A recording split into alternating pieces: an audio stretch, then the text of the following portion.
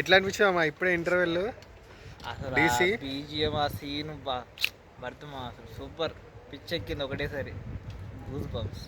లోకేష్ కనకరాజ్ అయితే cold blooded actor, అంటే cold blooded murderer లాగా అసలు మామూలు లేదు ఆ యాక్టింగ్. హీరోయిన్ చూస్తే కూడా నాకు ఆమె యాక్టింగ్ ఏదో పెద్ద వైలెంట్ క్రియేచర్ అన్నట్టు అనిపిస్తుంది, కానీ ఆమె చూస్తేనే భయం అవుతుంది ఒకటే.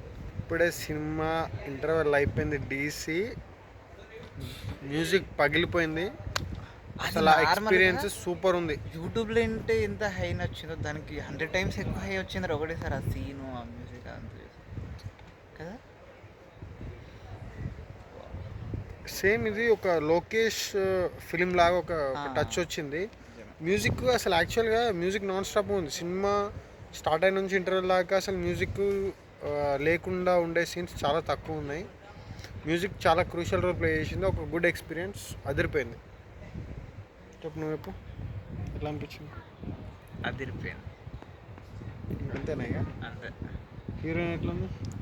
ఫస్ట్ హీరోయిన్ సూపర్ ఉంది, సెకండ్ హీరోయిన్ వాళ్ళ అన్న కూడా బాగానే ఉంది.